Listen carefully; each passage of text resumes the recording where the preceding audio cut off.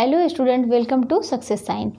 तो हम लोगों ने पिछली क्लास में हम लोगों ने क्या देखा था कि हम लोगों ने देखा कि मतलब उसके पिछले हम लोगों ने सीमेंट के बारे में पढ़ा था। अब पिछली क्लास में हम लोगों ने क्या पढ़ा था कि संवातन मतलब वेंटिलेशन क्या होता है, संवातन क्या होता है, इसका होना कितना ज़रूरी होता है, इसके बारे में हम लोगों ने जाना। और आज हम लोग क्या देखेंगे, किचन मतलब रसोई घर।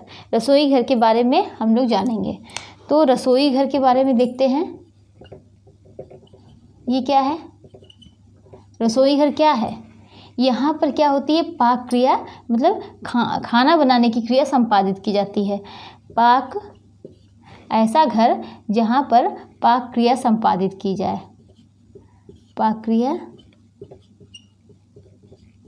संपादित की जाए। जैसा कि नाम से ही है रसोई घर। अगर मतलब ड्राइंग रूम और ये सब रूम अलग होते हैं, लेकिन अगर किचन के बारे में है तो किचन से नाम से ही है कि यहाँ पर पाक क्रिया जो होती है वहाँ पर संपादित की जाती है। मतलब खाना बनाना, खाना परोसना और भी बर्तन धुलना, मतलब वहाँ से उस जो जुड़ी सामान होते हैं, खाना बनाने से जुड़े सामान, सब्जी काटना, मतलब सब कुछ सारा कार्य वहाँ पर पाक मतलब जो भी खाना बनाने से जुड़े कार्य होते हैं इसी रसोई घर में संपादित किए जाते हैं, मतलब वहाँ पर ही किया जाता है। तो ये क्या है, रसोई घर कहलाता है। तो इसमें इसकी परिभाषा देखिए कौन कौन दिया है कि एलिजाबेथ ने क्या दिया है, एलिजाबेथ ने इसकी परिभाषा क्या दी है कि किचन को क्या कहा है, किचन को घर की कार्यशाला बताया है, कार्यशाला कहा है। तो एलिजाबेथ ने क्या कहा है, किचन को घर की कार्यशाला कहा है। और किसने कहा है, पी देवदास। पी देवदास को क्या है, किचन को घर का हृदय बताया है।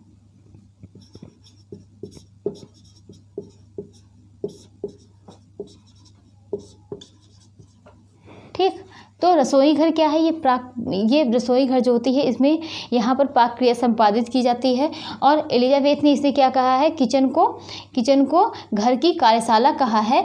और पी देवदास ने क्या कहा है, किचन को घर का हृदय कहा है। क्या कहा है, घर का हृदय कहा है। और हम इसके बाद किचन के बारे में देखते हैं कि किचन को घर के फ्रंट में नहीं, कहाँ, एकदम घर के जो घर है वहाँ घर के एकदम आगे ही नहीं बनाना चाहिए, कहाँ, इसको घर के पीछे बनाना चाहिए। किचन को घर के फ्रंट मतलब पहले, फ्रंट में ना होकर पीछे साइड में होना चाहिए।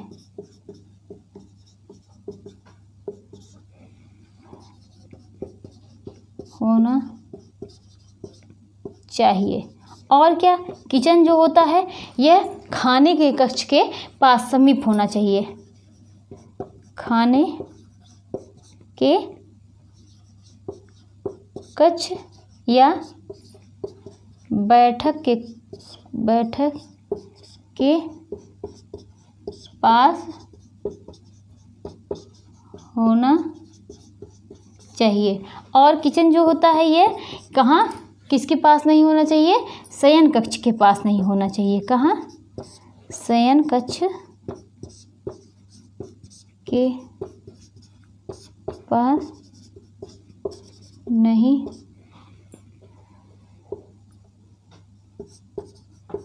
होना चाहिए। और इसके दरवाजे और खिड़की जो होते हैं वो पूर्व दिशा में होने चाहिए। ठीक,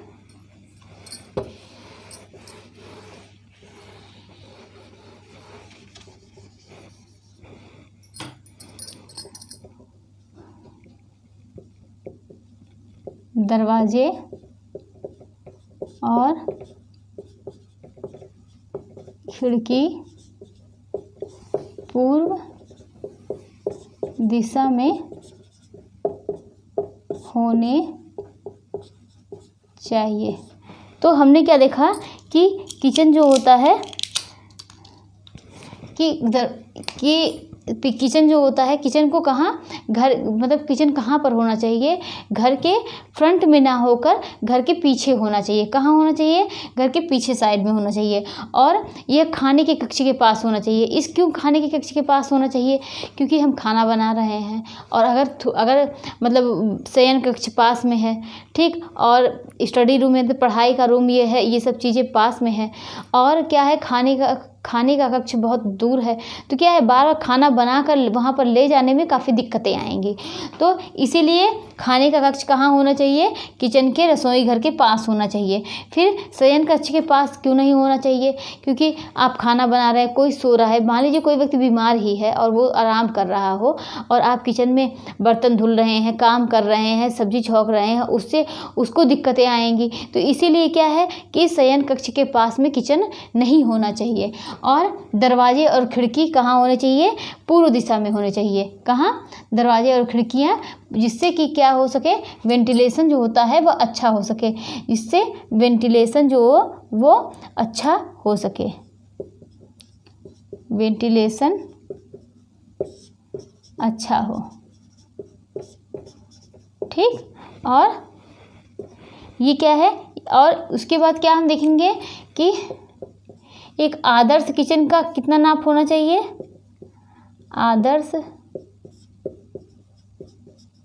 किचन का क्षेत्र 8 गुणे 8 फीट, 8 गुणे 8 फीट, या कितना होना चाहिए, 9 गुणे 10 फीट, 10 फीट, और या कितना, 9 गुणे 12 फीट, 12 फीट कितने होने चाहिए कि, या मतलब आदर्श किचन, एक अच्छा किचन कौन सा होता है, या आपका किचन जो होता है वह 8 गुणे 8 फीट का हो, या 9 गुणे 10 फीट का हो, या 9 गुणे 12 फीट का हो। इतने मैक्सिमम इतने का ही किचन होना चाहिए। इससे छोटा किचन सही नहीं होगा, इससे छोटा किचन जो है सुविधापूर्वक नहीं होगा, सुविधापूर्ण नहीं होगा। तो इस मैक्सिमम कितना होना चाहिए कि इतना ही, 8 गुणे 8 फीट और 9 गुणे 10 फीट और 9 गुणे 12 फीट, और इससे छोटा किचन सही नहीं होगा। और उसके बाद हम देखते हैं कि घर के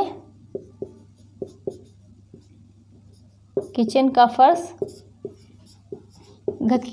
कैसा होना चाहिए, घर के किचन का फर्श जो होता है वह चिकना होता है। कितना होना चाहिए, कैसा, चिकना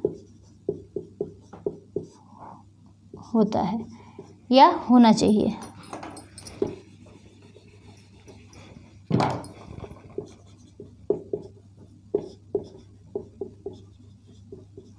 कितना होना चाहिए, चिकना होना चाहिए। और फर्श जो है वह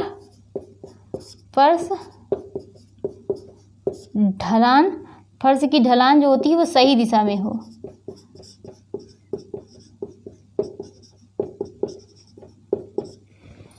फर्श की ढलान जो होती है वह सही दिशा में हो।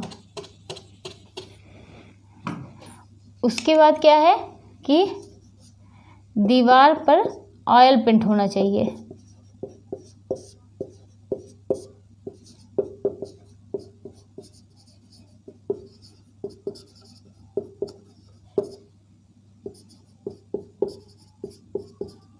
दीवार पर ऑयल पेंट होना चाहिए। हमने देखा कि रसोई घर जो होता है ये घर के कहाँ होना चाहिए, फ्रंट में न होकर ये क्या है, घर के पिछले साइड होना चाहिए, पीछे होना चाहिए।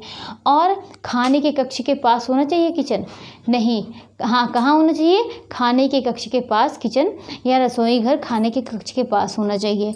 और शयन कक्ष के पास किचन नहीं होना चाहिए। शयन कक्ष के जहाँ व्यक्ति सो रहा हो, क्योंकि अगर उसकी तबीयत खराब है तो किचन में काम बार मतलब बर्तन की खटर पटर की आवाज़, और भी अदर का मतलब आप खाना बना रहे हैं उसकी महक हुई, तो इन सबसे जो व्यक्ति बीमार है या उसको किसी तरीके से दिक्कत हो सकती है। तो इसी वजह से शयन कक्ष के पास नहीं होना चाहिए क्या, रसोई घर। रसोई घर कहाँ नहीं होना चाहिए, शयन कक्ष के पास ना होकर कहाँ होना चाहिए, खाने के कक्ष के पास या बैठक के पास होना चाहिए। और दरवाजे और खिड़कियाँ जो होती हैं वो किचन में किधर की ओर होनी चाहिए, पूर्व दिशा की ओर होनी चाहिए, क्योंकि जिससे सही वेंटिलेशन हो सके या अच्छा वेंटिलेशन हो। फिर एक आदर्श किचन का क्षेत्र कितना होता है, 8x8 फीट या 9x10 फीट या 9x12 फीट, इतने का ही किचन होना चाहिए। इससे छोटा किचन जो होता है वह अच्छा नहीं होता है। घर के किचन का फर्श जो होता है वह कैसा होना चाहिए, चिकना होना चाहिए। घर के किचन का फर्श चिकना होना चाहिए। वह और फर्श की ढलान ऐसी हो कि अगर किचन की साफ़ सफाई की जा रही हो तो वो सही दिशा में हो। ये नहीं कि आप पानी डाल रहे हैं और वो पानी जिधर जाना चाहिए, जिधर नाली है उधर ना जाकर किधर हो कि दूसरे साइड हो, अपोजिट साइड हो, या कि घर का फर्श ऐसा बना है, किचन का फर्श ऐसा बना है कि बीच में पानी रुकता हो, तो उसकी फर्श जो होती है उसकी फर्श की ढलान सही दिशा में होनी चाहिए। और उसके दीवार पर जो होती है वो कैसी होनी चाहिए, कैसा पेंट होना चाहिए, ऑयल पेंट होना चाहिए। कैसा पेंट होना चाहिए, ऑयल पेंट होना चाहिए। कि ऑयल पेंट क्यों होना चाहिए, इसलिए होना चाहिए क्योंकि जो भी ऑयल जो होता है जब किचन में खाना बनता है तो उसके जो धुएं होते हैं वो कुछ चिपचिपे टाइप के होंगे, क्योंकि आप सब्जी बना रहे हैं, मसाला बना रहे हैं, मसाले वाली सब्जी बना रहे हैं, दाल, इन सब का जो धुआं होता है ये उड़ कर जाता है, या पूड़ी तल रहे हैं तो कुछ ऑयली होता है। तो अगर ऑयल पेंट रहेगा दीवार पर तो आप इसको आसानी से सर्फ या किसी चीज़ से छिड़क कर उसको रगड़ कर अच्छे से साफ़ कर सकते हैं। तो इसीलिए उसकी किचन की दीवार कैसी होनी चाहिए, ऑयल पेंट होनी चाहिए। अब हम देखेंगे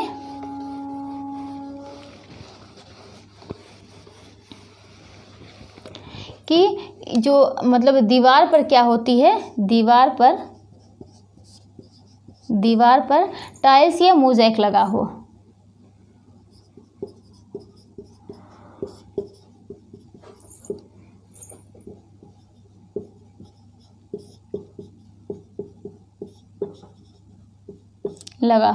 तो दीवार पर क्या होना चाहिए, टाइल्स या मोज़ेक लगा हो।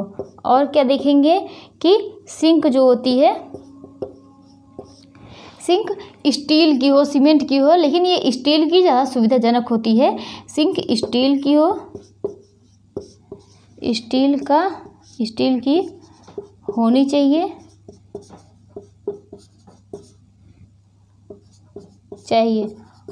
और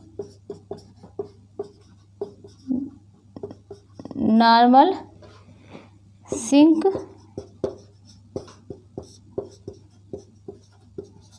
से बड़ा और गहरा होना चाहिए। तो क्या हमने देखा कि सिंक दीवार पर क्या होता है, टाइल्स या मोज़ेक लगा होना चाहिए, ठीक। और उसके बाद देखेंगे कि सिंक जो होती है स्टील की भी हो सकती है, सीमेंट की भी हो सकती है, मतलब कई तरीके की सिंक आती है, लेकिन जो बेस्ट होती है वो जैसे स्टील की सिंक होनी चाहिए और वह नॉर्मल सिंक से बड़ा होना चाहिए।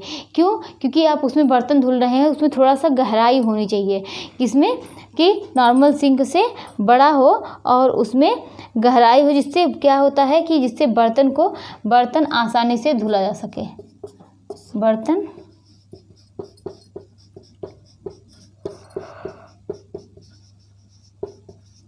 धुला।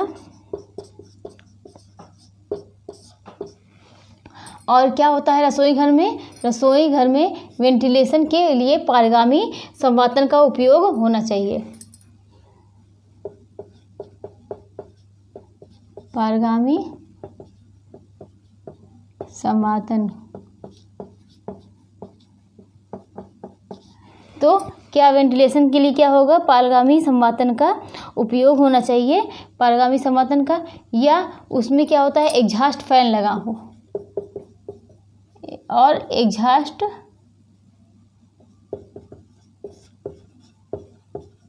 फैन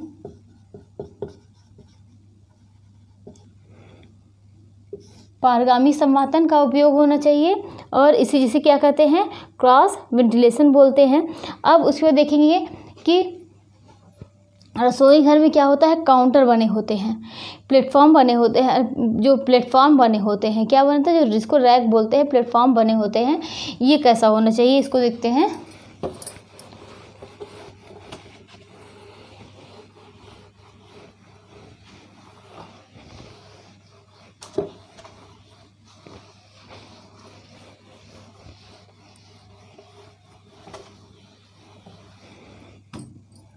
जो काउंटर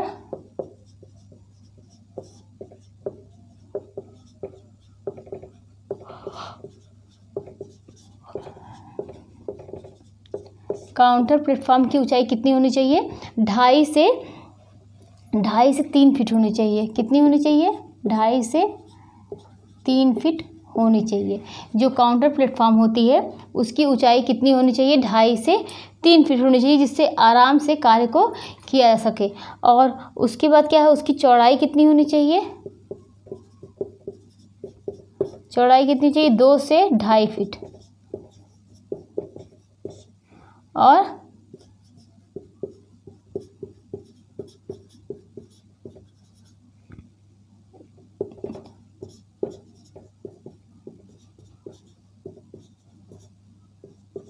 होनी चाहिए, ठीक। काउंटर प्लेटफॉर्म की ऊंचाई कितनी होनी चाहिए, 2.5 से 3 फीट होनी चाहिए। और चौड़ाई कितनी होनी चाहिए, 2 से 2.5 फीट होनी चाहिए। और अगर इसको ही इंच में पूछा जाए तो 10 से 24 इंच होनी चाहिए। अब हम देखते हैं कि इसकी जो होती है,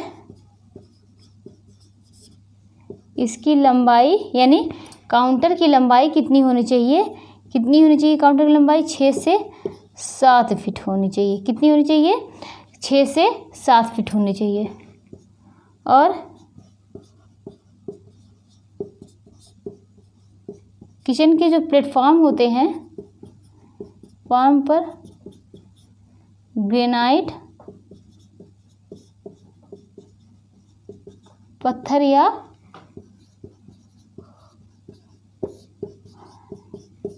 टाइल्स लगे हों। तो मतलब जो काउंटर, जो प्लेटफॉर्म, किचन में जो प्लेटफॉर्म होनी चाहिए, पहले इसमें देखिए किचन का जो होता है पारगामी संवातन का उपयोग किया जाता है, कि जिसमें आमने सामने खिड़की होती है, जिसे क्रॉस वेंटिलेशन बोलते हैं। इसमें एक एग्जॉस्ट फैन भी लगा होना चाहिए, जिससे कि अशुद्ध वायु को, जो भी वहाँ पर धुआं जो खाना बनाने में निकल रहा है, उसको बाहर किया जा सके। और काउंटर प्लेटफॉर्म की ऊंचाई कितनी होनी चाहिए, उसकी ऊंचाई होती है वो 2.5 से 3 फीट होनी चाहिए। कितनी होनी चाहिए, 2.5 से 3 फीट होनी चाहिए। और चौड़ाई जो होती है वह 2 से 2.5 फीट होनी चाहिए। और 10 से 24 इंच होनी चाहिए। फिर इसकी लंबाई कितनी होनी चाहिए, 6 से 7 फीट। किसकी, काउंटर प्लेटफॉर्म की। जो प्लेटफॉर्म किचन में प्लेटफॉर्म है उस पर कार्य करने के लिए इसकी लंबाई कितनी होनी चाहिए, 6 से 7 फीट होनी चाहिए। और किचन के प्लेटफॉर्म पर ग्रेनाइट पत्थर या टाइल्स लगे होने चाहिए।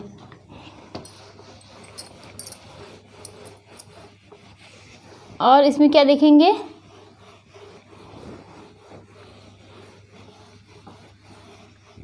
रसोई घर में जो त्रिकोण होते हैं, ये त्रिकोण इस तरीके से, ये किसके किसके बीच होने चाहिए, कुकिंग रेंज,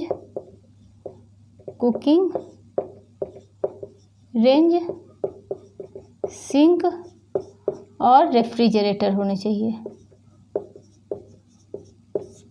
कौन कौन से, कुकिंग रेंज, ये त्रिकोण हैं, ये किसके बीच होना चाहिए, कुकिंग रेंज, सिंक और रेफ्रिजरेटर।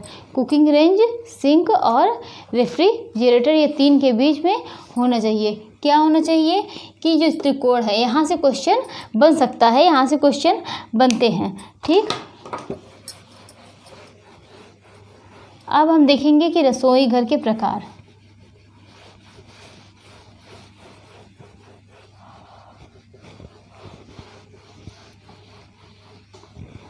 रसोई घर के प्रकार कितने होते हैं,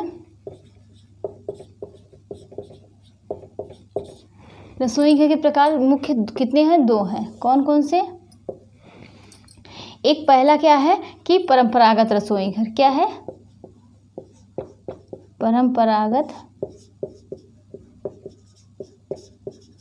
रसोई घर। दूसरा क्या है कि इसको बोलते हैं पाश्चात्य रसोई घर।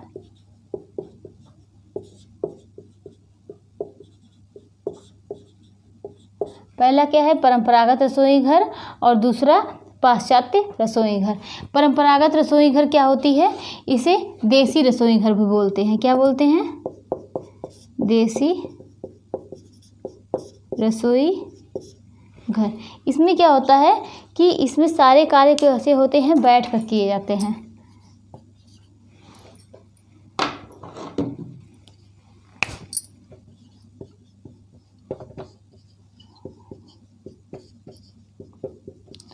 बैठकर किए जाते हैं। इसमें क्या है, इसमें समय श्रम ज़्यादा लगता है।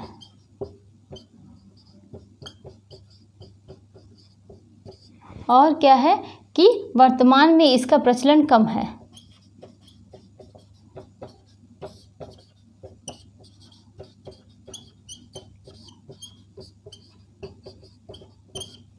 इसका प्रचलन कम है, ठीक, परंपरागत रसोई घर में।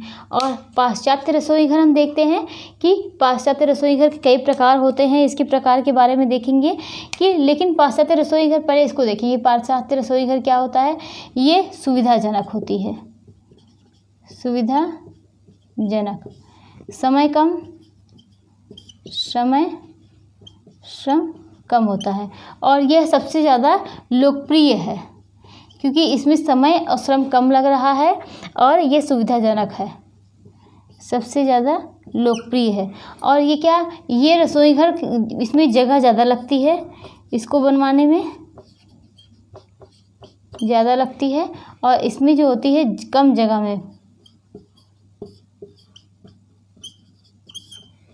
में ये बन जाती है। कौन सी, और इसमें क्या होता है, कम समय और कम शक्ति में इसका समय जो होता है, समय कम, श्रम और श्रम कम होते हैं, कम लगते हैं, ठीक। तो इसने हमने देखा कि परंपरागत रसोई घर में, इस देसी रसोई घर के नाम से जानते हैं, सारे कार्य क्या होते हैं, बैठ कर किए जाते हैं, समय श्रम ज़्यादा लगता है, वर्तमान में इसका प्रचलन कम है, और जगह ज़्यादा लगता है। पाश्चात्य रसोई घर में ये सुविधाजनक है, समय श्रम कम लगते हैं और लोकप्रिय है। कम जगह में भी ये रसोई घर बनाए जा सकते हैं। अब पाश्चात्य रसोई घर के प्रकार देखेंगे, ये कई प्रकार के होते हैं।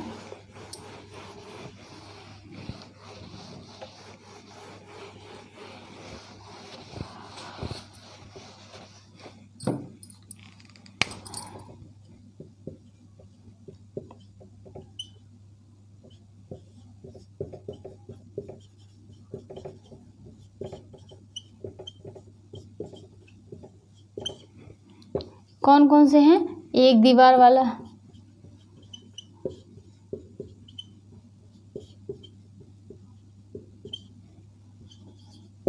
द्विदीवार,